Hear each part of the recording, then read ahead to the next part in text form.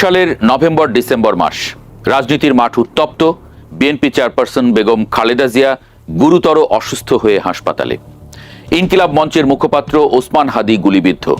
বিএনপির ভারপ্রাপ্ত চেয়ারম্যান তারেক রহমান দেশে ফিরতে পারবেন কিনা এ নিয়ে অনিশ্চয়তা। সারা দেশের মানুষ তাকিয়ে নির্বাচনের দিকে। ঠিক সেই সময়ে শিক্ষা মন্ত্রণালয় ব্যস্ত ছিল বিশাল এক আয়োজনে, প্রাথমিক বিদ্যালয়ে শিক্ষক নিয়োগ। পার্বত্য চট্টগ্রামের জেলাগুলো বাদে ৬১টি জেলায় ১৪,০০০ শিক্ষক নিয়োগ করা হয়। ১২ নভেম্বর সার্কুলার হয়। চূড়ান্তভাবে নির্বাচিতদের নাম প্রকাশ করা হয় ৮ ফেব্রুয়ারি। সাধারণত এ ধরনের বড় নিয়োগ প্রক্রিয়া শেষ হতে ২ থেকে আড়াই বছর লেগে যায়, কিন্তু এবারে মাত্র ৩ মাসের মধ্যে কাজটি শেষ করে ডক্টর ইউনূস সরকার। অভিযোগ আছে, বৈষম্য বিরোধী ছাত্র আন্দোলনের সমন্বয়ক পরিচয়ে অনেকে লাখ লাখ টাকা আদায় করেছে চাকরি প্রার্থীদের কাছ থেকে। সরকারি বিভিন্ন সূত্র জানিয়েছে, নিয়োগ পরীক্ষায় প্রশ্নপত্র ফাঁস, তড়িঘড়ি করে পরীক্ষা নেওয়া এবং ব্যাপক জালিয়াতির অভিযোগ ওঠায় কর্তৃপক্ষ পুরো ফলাফল রিভিউ করবে। এর বিরুদ্ধেই আন্দোলনে নেমেছে নিয়োগপ্রাপ্তরা। নিয়োগ প্রক্রিয়াটি একটু পর্যালোচনা করা যাক। নিয়োগ বিজ্ঞপ্তি প্রকাশিত হয় ৫ ও ১২ নভেম্বর ২০২৫। সেখানে বয়সসীমা রাখা হয় ২১ থেকে ৩২ বছর। পদ সংখ্যা ছিল ১৪,৩৮৫। আইনগত দিক থেকে এই নিয়োগ বিজ্ঞপ্তির কিছু জটিলতা আছে।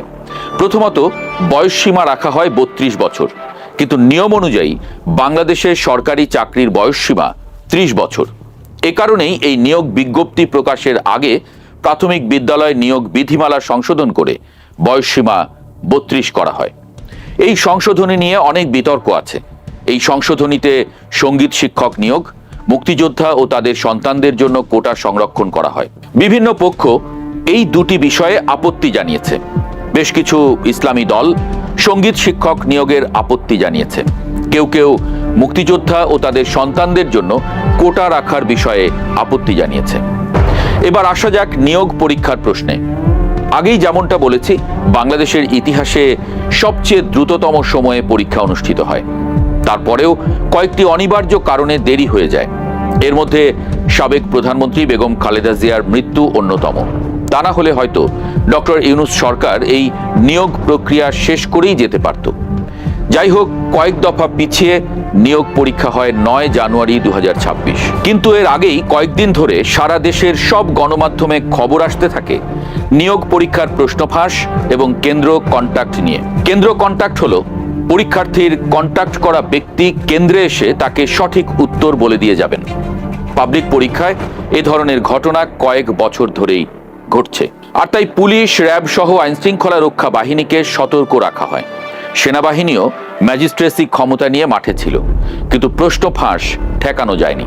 যৌথ বাহিনীর অভিযানে দেশের বিভিন্ন জেলা থেকে কয়েকজনকে আটক করা হয়। পরীক্ষার পরদিন আসামিদের রিমান্ড চেয়ে পুলিশ আদালতকে জানায় তাদের প্রশ্ন ফাঁসের প্রমাণ পাওয়া গেছে।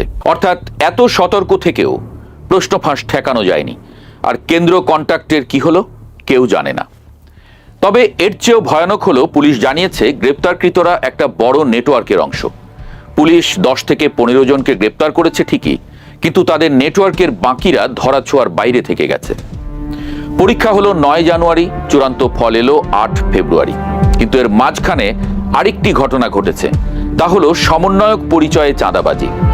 সারা দেশ যখন নির্বাচনী ট্রেনে, সেই সময় শিক্ষকদের তালিকায় নাম ওঠানোর জন্য চাকরি প্রার্থীদের কাছ থেকে লাখ লাখ টাকা চাঁদা চাওয়া হয়, এমনটাই গণমাধ্যমের খবরে জানা যাচ্ছে। এসব অভিযোগের কারণেই অনেকে দাবি করছেন এই নিয়োগ বাতিল করে নতুন করে নিয়োগ দেওয়া হোক। কেউ কেউ বলছেন অন্তত নিয়োগটি পুনর্মূল্যায়ন বা রিভিউ করা হোক। শিক্ষা মন্ত্রণালয়ের দায়িত্বশীল কর্মকর্তারা রিভিউয়ের কথা বললেও শিক্ষামন্ত্রী এহসানুল হক মিলন জানিয়েছেন, অনিয়মের অভিযোগ থাকা সত্ত্বেও এই নিয়োগ বাতিল করা হবে না। কারণ সেক্ষেত্রে কেউ যদি আদালতে মামলা করে তাহলে পরবর্তী নিয়োগ প্রক্রিয়া আটকে যেতে পারে। বাংলাদেশে বিচার প্রক্রিয়ার দীর্ঘসূত্রিতাকে স্বয়ং মন্ত্রী পর্যন্ত ভয় পান। মন্ত্রীর ভয়ের কারণও আছে। এই যে নিয়োগ প্রক্রিয়াটি হলো, এই নিয়োগটি আসলে ২০২৩ সালেই হতে পারত।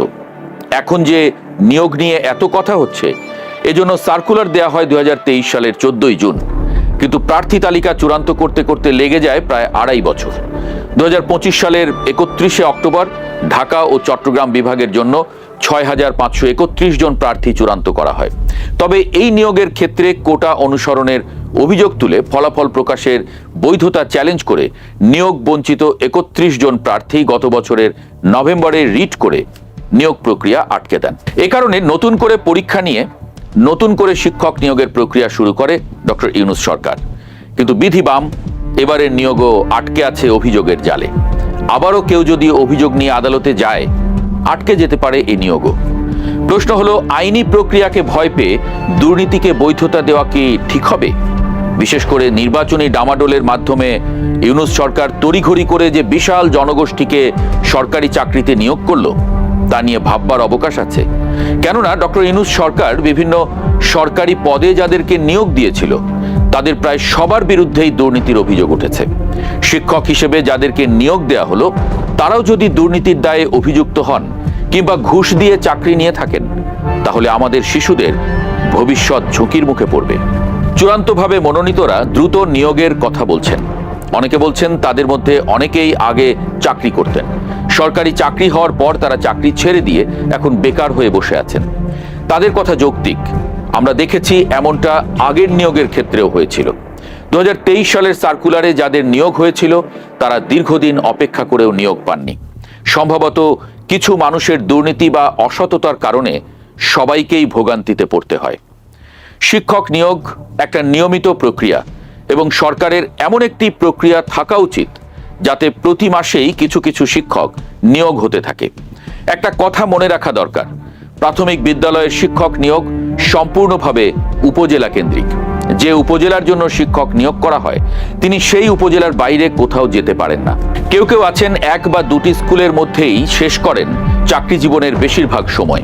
কাজেই এই নিয়োগের জন্য কেন্দ্রীয় শিক্ষা অধিদপ্তরের যুক্ত হওয়ার প্রয়োজন আছে কিনা ভেবে দেখা দরকার। উপজেলা শিক্ষা অফিস বা জেলা শিক্ষা অফিসই এ ধরনের নিয়োগ প্রক্রিয়া শেষ করতে পারে। জেলা প্রশাসকের অধীনে নিয়োগ কমিটি সুপারিশ করে অধিদপ্তরে পাঠালেই সাধারণভাবে নিয়োগ হয়ে যেতে পারে। কেন্দ্রীয়ভাবে 10 থেকে 15 লাখ মানুষ যখন একটা পরীক্ষা দেয়, সেই পরীক্ষার প্রশ্ন ফাঁস, কেন্দ্র কন্ট্যাক্ট, ফল জালিয়াতি কিংবা দুর্নীতির অনেক সুযোগ তৈরি হয়ে যায়। তাই এটা যদি প্রতি মাসে বা সীমিত আকারে করা হয়, তাহলে দুর্নীতির সুযোগ কমে যেতে পারে। দীর্ঘদিন ধরে শিক্ষক নিয়োগ না হওয়ায় দেশের প্রাথমিক বিদ্যালয়গুলো শিক্ষক স্বল্পতায় ভুগছে। আমাদের পরবর্তী প্রজন্ম ঠিকমতো শিক্ষা পাচ্ছে না। ডক্টর ইউনূসের ভুল সিদ্ধান্তে 1.5 বছর নিয়োগ হয়নি, আবার ক্ষমতা ত্যাগের আগে তড়িঘড়ি করে নিয়োগ দিয়ে আর এক জটিলতা তৈরি হয়েছে। ইউনূস সরকারের ভুল সিদ্ধান্তে আমাদের শিশুদের স্বাস্থ্য যেমন ঝুঁকিতে, তেমনি শিক্ষাও ঝুঁকিতে। বিষয়গুলো নিয়ে আরো তত্ত্ব তালাশ খুবই জরুরি।